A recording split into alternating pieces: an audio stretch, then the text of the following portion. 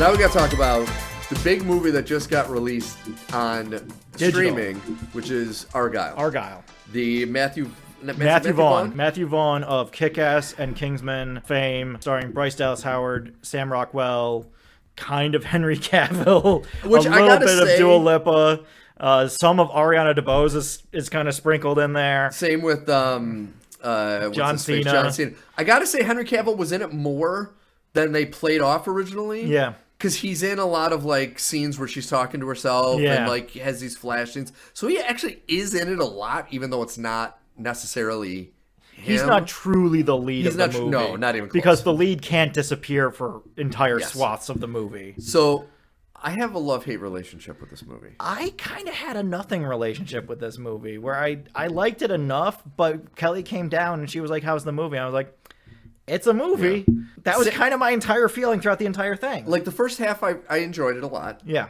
And I love Sam Rockwell. Sam Rockwell. Sam Rockwell's out there with Walter Goggins this episode of their gifts to this world. Him and Bryan Cranston. Throw Cranston on that list. list. Cranston too, yeah. He was freaking awesome. And I like Bryce Dallas Howard in this role. I like her progression as a character. Until the second half. Until she changes her hair. When she changes her hair, I was like, I don't even recognize you as a human being anymore. And it's not just that. It's the second half of this movie, 100% is a ripoff of A Long Kiss Goodnight. I don't know if you've seen that movie. I have not. Great movie. Also starring Samuel L. Jackson, who it's one of his favorite characters. It is his favorite character he's ever played. Gina Davis plays a spy who goes on a mission, loses her memory, becomes a housewife, and then gets thrown back into the spy world where she has to get her memory back. And she not only gets her memory back, she's red hair throughout the movie. When she gets her memory back, she has a short blonde hair. And this is exactly it has to be a reference. It has to be a reference. It's a duplicate. How could it not be? But here's the problem I have. Gina Davis pulls off the transition amazingly well, and you're like, I totally buy that she's kicking all these people's asses. 1,000% I buy it. Yeah. Bryce Dallas Howard, I didn't buy it for a fucking second. I think that she was also hampered by some of the directorial choices made. I'm looking at you, Ice Skates. Oh, that was a Matthew Vaughnism, though. I can appreciate you trying something. Yeah. But let's all look at this and understand that this is fully ridiculous. Oh, absolutely ridiculous. But like, I'm telling you right now, you need to go watch A Long Kiss Goodnight. Yeah. It is a very underrated movie because it came out. It was a Rennie Harlan movie with Gina Davis, and it was like their movie before Cutthroat Island, so it didn't get a lot of love. Great fucking movie, and she is the badass of badass action heroes in that movie. Unbelievably great. That's what pissed me off about this, because the Bryce Dallas Howard in the beginning, loved it, bought everything about her and the way. Because, she was a fish out of water where she's getting thrown in these scenarios, and you're like, okay, you're not expecting her, you're asking her to do violence, but she's never done violence in her mind, so she doesn't know what the fuck to do. Yeah. And then all of a sudden, and I'm not saying anything about Bryce. I like Bryce Dallas Howard a lot. I think she's great. She wasn't in a physical position where you can really buy some of the shit she was doing. To where, like the Gina Davis thing, they kept her. I don't know if it was just the time frame wasn't long, but she looked physically like she could. Kind of like the issues I have with Anna Taylor-Joy opposed to Charlize Theron in the Mad Max movie.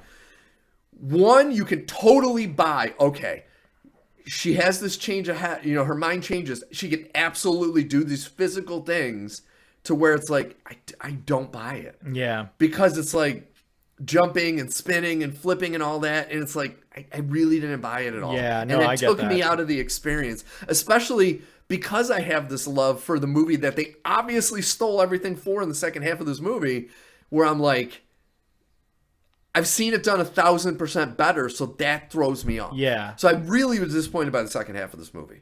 I want to like this movie because I want to like Matthew Vaughn movies, but this just there were just a lot of moments where it just didn't do anything for me. I compare this to a movie like Bullet Train. I fucking loved Bullet Train. That was a fun, nonstop spy action thing. Absolutely. And just this just never felt like it got there. It always felt like it wanted to be there, but it was like her books. It was always close without being the thing. And they did overutilize, to me, her seeing Sam Rockwell doing things and envisioning Henry Cavill. That also confused me at the beginning. Way too much. Because this was a line throughout the entire movie where Sam Rockwell becomes Argylle.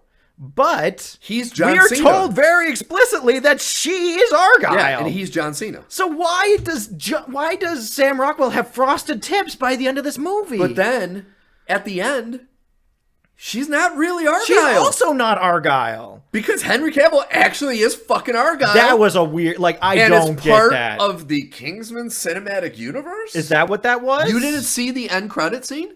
Oh, there was an after credit scene? Yeah. No, because Apple said there wasn't one. No, there's a... Apple started auto-playing something entirely different. It's like, it goes back to like the early 90s, and there's the Kingsman bar, and this young guy walks in, and he obviously says the right questions, and they give him a gun, and he goes, "Oh, what's your name, kid?" And he says something, Argylle. And you know it's Henry Cavill's character as a youngster in the Kingsman from the Golden Circle bar. That makes no fucking sense. It's like Glass, or it's like not Glass. What's the first one with McAvoy? Split. Where it's like you didn't need to connect this to Unbreakable, but they did at the end. And that still worked. That still worked. Oh no, like it a worked. 1-to-1. This does. I haven't seen the scene, so I got to go back and check, and maybe I'll do something afterwards. It makes the scene at the end in the book signing make more sense. That's great, but there were already issues because I had this come up for me anyway. When I'm watching the movie, you have the double cross and then the double cross. Oh God! And spoiler alert: there's a double cross, and I was just like, okay, but why would they need to brainwash you if you were always on their side? Yes, I agree. And just the entire time they're like, oh no, she's one of the bad guys now. And I'm like, but why would they have to brainwash you if you were always on their side? I just don't understand it. Yeah. And so just like there just seemed to be a lot of kind of muddling at times in terms of how the story was and how the action was. Ariana DeBose I love her. I don't know why she was used this way in this movie. And also it was the most obvious call ahead anybody could have ever seen. You know immediately that when she's like, oh, I had this idea for a thing in the book and I was going to bring this character back and it was sent in by a fan. You know what's going to happen. You know what's going to happen. And of course, at the end of the movie, it does. This entire movie is Chekhov's guns. Mm-hmm. I got in a skating accident and then I became a best-selling author. Oh, I wonder if something to do with the skating accident had anything to do with this. The guy has an escape plan through the roof, but the boat is still there. Oh, I wonder if something happened to the hacker that he couldn't use his escape plan. And like just the entire time, it's just like almost called shots. They even have a Chekhov's gun on the wall where you're just waiting for Bryan Cranston to take Clementine off the wall and use it. Like the whole way through. And it's like, I'm not sure if this is tongue in cheek, if this is purposeful, if this is just kind of some lazy writing and directing. There's also a lot of CGI that I thought wasn't some of the CGI was pretty bad. And just a lot of like moments with Apple products that I was just like, okay, all right. Every time you got to drop FaceTime, it can't just be that you're calling your parents, you're FaceTiming your parents. And I was just like, I know Sony does the exact same fucking thing, but you know, it still wasn't as bad as that Ghosted, where they had 5 references in the first 2 minutes. Yeah. No, but like that's kind of how I felt, is that they're just like, if people complain in the Amazing Spider-Man series that there's too many Sony products, don't watch an Apple movie because the entire fucking thing is products. And just like, I didn't hate this movie. I kind of nothing this movie. Yeah. I think this movie's like a B- C+. It's not a bad movie. But it's nothing. There's nothing to it. I won't remember it in a few days. I won't care about it in a few days. I love Sam Rockwell. I love Bryce Dallas Howard. I love the way that they are portrayed in this movie and the choices that they make. Of course she has some kind of, deep-seated activation code that makes her go into Terminator mode. Because of course. And it's just like all the way through, it's just that over and over and over again, where it's like, of course that's what it is. Yeah. Oh, we haven't seen her dad? I wonder if her dad is going to be somebody we don't expect. Yeah. Just the whole way through, you're just like, you might as well be telling me what you're doing because it's so patently obvious what you're doing. It's not a bad movie, but it's a movie you've seen a dozen times in a dozen other forms. And apparently in a very direct form back in the 90s. Yep. So for me, I gave this, how do I say it nicely? I gave this movie a B for the first half. As soon as she gets her, turns back into a spy when they go and he dresses like Argylle from her book. That made me so crazy. It made with no the flat sense top to me. And everything. With the high and tight? Like, what is happening here? From there on out, I give this movie a hard F. And the second half was so bad. It almost seems like Matthew Vaughn was like, okay, this is such a turkey, let's just turn everything up to 11. Yeah. Where even the smoke-filled hallway fight scene, none of that happens. They show us that all of those shots of them dancing, not a thing. Yeah. Because they're not in that position when we see from Bryan Cranston's perspective what's happening. So that's fully made up. Yep. The whole thing with the tiny, tiny hole in the heart, that whole thing, all of it just got so ridiculous after a while. Yeah. It kind of reminded me of Guy Ritchie's Man from U.N.C.L.E., where there's one scene, another Henry Cavill movie. Yeah, Henry Cavill. There's one scene where Henry Cavill has a meeting with the spy director, and they're in some memorial, and they're walking around, there's a ton of people in there, and it's the end of Glass, where at the end of the scene, all the people get up and walk out, because it turns out they've all been part of the same spy organization. Then why are you all fucking there? No, I agree. It isn't... Like you said, you want to like the movie because I like the people in it, and I love Sam Rockwell, I love Bryan Cranston. Sam Jackson seemed like he was having the time of his life. He was. He's barely in. I thought he did it more. Same with Catherine O'Hara. She was chewing up the scene was she British? She was at one point. She wasn't, and then she was. And then she was. At some point, she seemed German, if I'm being honest. I couldn't quite understand her accent. So yeah. But it kind of faded in and out at times. There was, it did end up becoming, just because it's filled with people I like, I can't like it still. Yeah. It's I want to, but I can't, because it really, not only did it blatantly steal from other movies, but it just wasn't good. Yeah, it just wasn't anything special. That's the thing, is that if you're going to steal from other movies, you saying that this was comparable to the Joker, the more I'm looking at it, and with that knowledge, I can definitely see it, where it is just it's practically the same movie, just with a new skin on it. Mm-hmm. And it's okay, that's fine, but we get into that whole argument of remakes and the merit of a remake. Mm-hmm. And if it's a secret remake that nobody knows is a remake and nobody says is a remake, isn't it still a remake? Mm-hmm. And you just, it's that derivative nature of okay, then I'll just watch King of Comedy and Taxi Driver.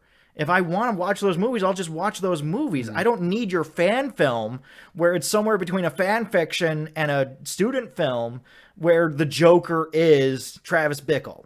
That doesn't mean anything to me. I don't care, dude. That's nothing. That's the height of nothing. You haven't brought anything interesting or dynamic to the situation. You just took somebody else's hard work and you jumped on back of it. And I don't hate this movie. I don't even dislike this movie. I just kind of nothing this movie. It's fine. It's cromulent. It's a perfectly cromulent movie. There's nothing offensive. There's nothing bad. There's not a lot of blood, like usual with Matthew Vaughn movies where there's a lot of blood and violence. It's very dry for a Matthew Vaughn movie. Has a lot of Apple products, so I know Apple fans will like it for that. But it's not even the music's interesting. There's really nothing dynamic about this movie. That's where the only thing... Only reason I say this is because I had downloaded. I want to get the exact, because I know it's not just Boy George. Dua Lipa also a while ago. No, it's Electric Energy.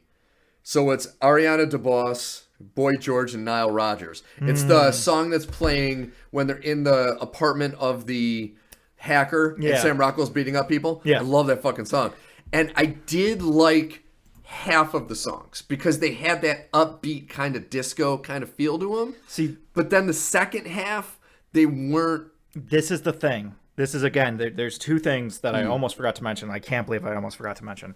The first is that apparently in this world, now and then, a deleted Beatles song that never made any albums but was released in 2022 was apparently released. I forgot about that. Way back in the 60s. I fucking forgot about because that. It's been their song, and she's had amnesia for 5 years. Yep. So, like, apparently this has just been a song that's been around in this universe. So that threw me off, like, hard. I was like, the most famous deleted Beatles song of all time? This is the song that you're going to choose as their romantic song? Yeah. Interesting. And in that same way, how many CGI cats? I don't even know if there was a real cat. Dude. They have a cat credited. I don't know how many scenes that cat actually did, because there's the scene where it scratches Sam Rockwell while he's going through the cipher. Yeah. That's a CGI cat. Yeah. What was the point of having a real cat if there's a CGI cat in almost every sequence? Like when they throw the cat off the building, fine, of course you're going to CGI that cat. Why is, when you have just a cat doing normal cat things, why is it a CGI cat? I know, when you can look at the Marvels and say, well, at least those cats were real cats most of the time, and you compare it to this, you're like, that's a low bar, dude. What's going on? That is a low bar. And so that, just these kind of decisions where I'm just like, I don't understand. There must be a production reason why you did this, why you copied this other movie, why you made these character choices, why you only have a CGI cat, why you chose this Beatles song. How many of those reasons are Apple coming in and saying, we want to try something? Yeah. Which, like, again, I'm a Apple attacker. Right, I'm not going to sit here and defend Apple. That's my mom's job. Yeah. I just look at this and I wonder, because I've seen studio interference in so many things. Thank you, Sony. I know the smell. And this has a lot of that studio interference smell to it. Of like, well, this isn't quite right, so let's tinker with it. And let's try this, and let's do this, and let's change this, and let's work on this. And it's just like, is this going anywhere? Yeah, no. And ultimately, none of it goes anywhere. That's the problem with these streaming services. And that's kind of the positive I give Netflix sometimes, is it seems like they kind of are more hands-off on the shit. I don't know. There was a trailer for a Woody Woodpecker movie that looks atrocious. Well, I'm never gonna watch that. Atrocious. But like, we look at the animated stuff that we love. There's no way anyone had, like, there's no way Castlevania was made with any executive watching that fucking thing. Or Arcane. Yeah. You know, these shows that become so iconic to their. But like, you look at Amazon. Yeah. You have Fallout and Vox Machina. There's obviously, I don't think there's any interference in those. But then you look at the Lord of the Rings show, and you're like, there seems like there's so much. There had to be, like, there's got to be some people like, oh, you need to tie this and this and it this. needs to do this, and it needs to do this. And so I just wonder, like so many things these days, what the production of it was. I don't hate this movie. I just nothing this movie. I literally, like, it's fine. Yeah. It's perfectly cromulent. It's not even bad enough to hate. I can't even say that I hate it, because it's not worth it. There's nothing to it to hate. I think the problem with them connecting it to the Kingsman universe, though, is now I'm like, this is technically the fourth Kingsman movie. And it's technically the worst out of the four. Yeah. And it's like, the second one I wasn't a massive fan of, but I love the first one and I love Kingsman. Yeah. But it's like, this one is the worst of the four. So it's like, why would you connect it? Because now I'm going to compare it to those other three because it's in the universe. Well, and especially when those other three are hard R movies. Hard R and original. And so you have I'm not looking at all of Matthew Vaughn's movies and being like, nothing ridiculous ever happens. Kick-Ass has a literal jetpack with two miniguns on it. Pedro Pascal cuts a man in half with an electric lasso. Yeah. You know, like, there's dumb fucking shit. There's an entire joke just about the word anus in Kingsman, where the cell that she's in translates to anus. And it's like, all these stupid things, right? Matthew Vaughn does stupid shit all the fucking time. Here, it just, like, it felt almost comical. It felt almost like, how silly can I get? Yeah. Where it's like the scene with the colored smoke I did like, but then it's revealed to me nothing. And you're like, okay, that's an interesting choice. The whole whirly bird thing that keeps coming back, I was like, okay, this is interesting. That was dumb.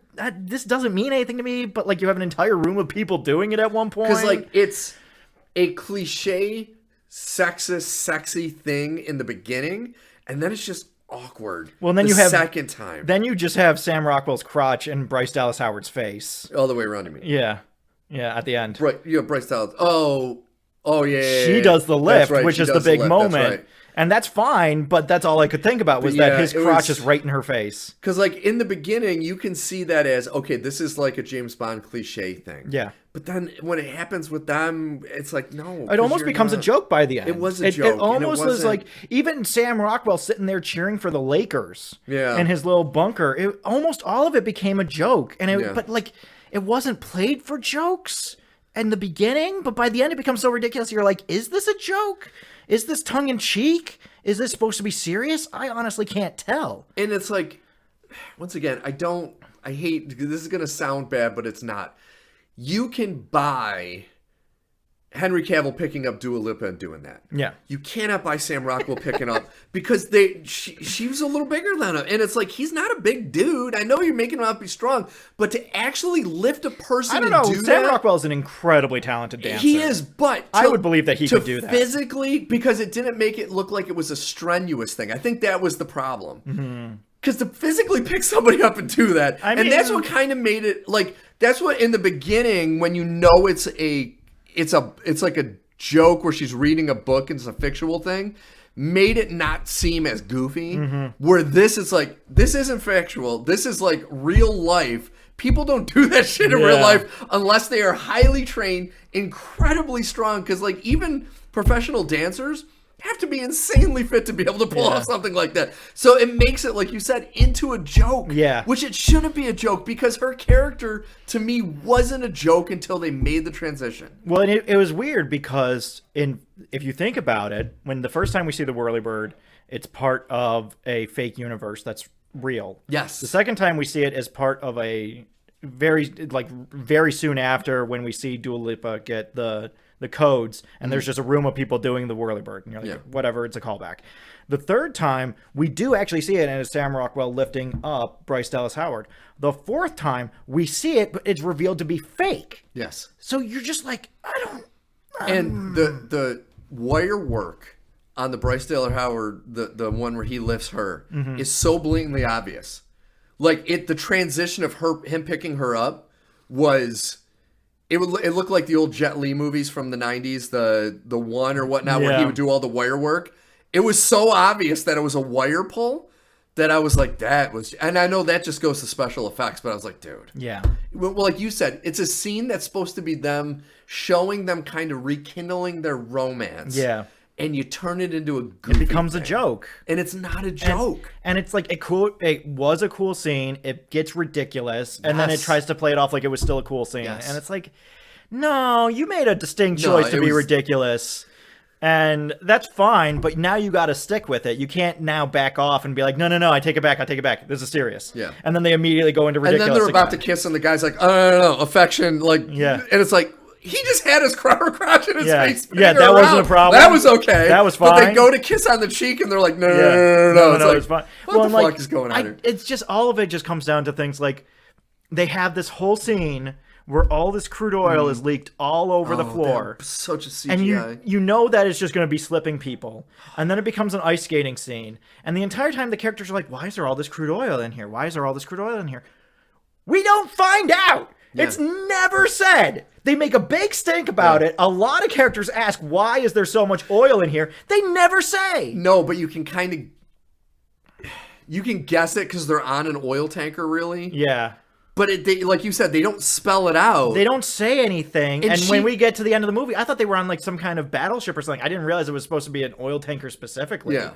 Like, I just saw it was a big boat. It could be a shipping container. And the thing that pissed me off, though, is ice works different than oil. Yeah. Where she didn't need to put shit on her feet. No. She could have skated just barefoot. It just becomes silly. It was dumb. It didn't make sense to me. And I get that that's what Matthew Vaughn does, right? We were just talking about Kick-Ass and his 2 miniguns. Like, at some point, it becomes ridiculous. But they try and play it off almost serious at times. Yeah, and it just... I don't know. It was one of those things where I'm sitting there and I'm like, I want to give this to you so badly because you've shown us that this is how you approach action sequences. You know, Pedro Pascal is killed at the end of Kingsman by going into a meat grinder. Like, we get it. You do silly things. That's kind of your whole thing. This just, like, it went so far, and then it was like, you know what? We can go even further. Yeah.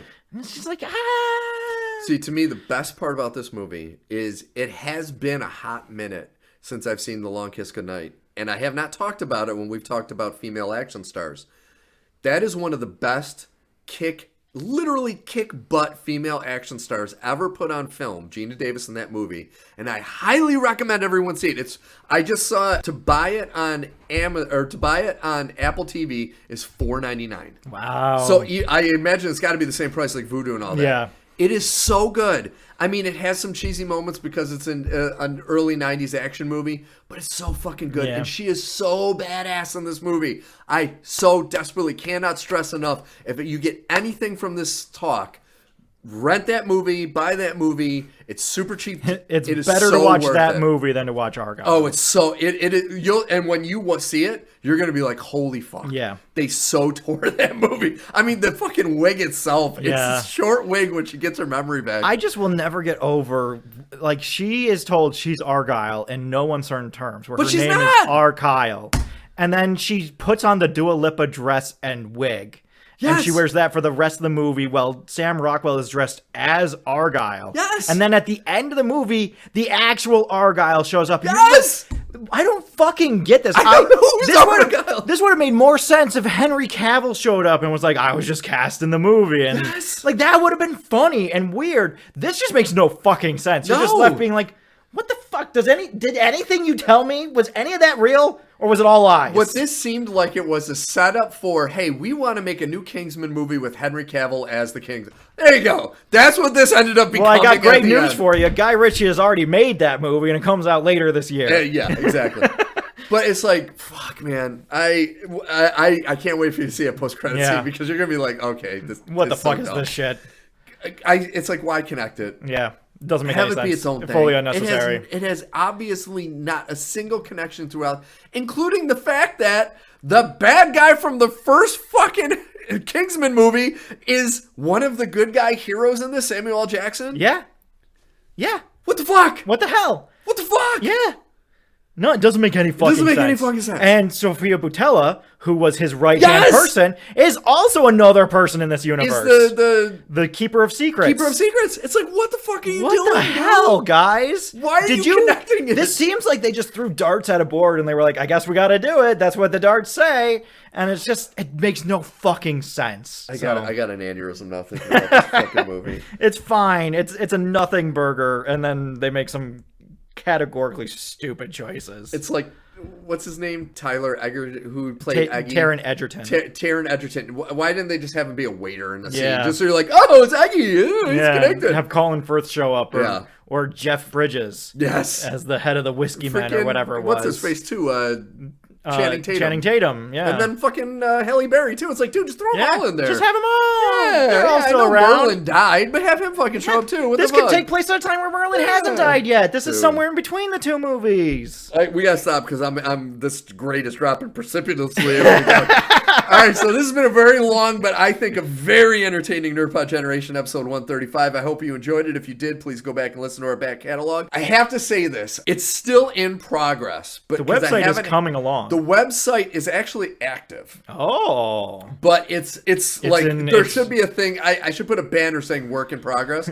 Because as I'm building it, I had to link the website to it, because then I had to go to domain.com and alter some of the IP to fit with GoDaddy so it would actually run. Oh. And I did that. I don't know how I did that shit because I'm terrible with computers, but I was able to work it. So now you can go to nerdpodgen.com and see the early stages of our website. The one positive I guess you could say from it is the main screen of our website has our logo.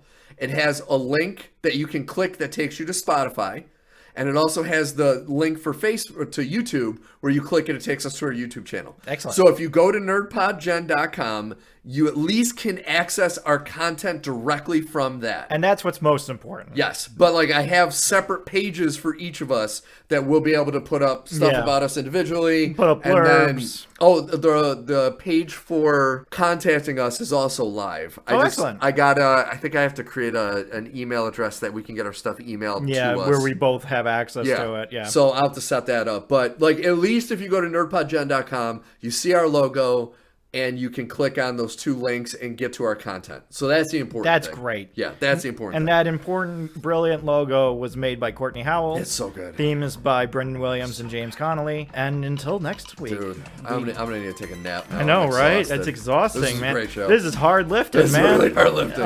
Until next week, we'll have more Fallout and maybe some more fun. But until then, friends and enemies, have a great one.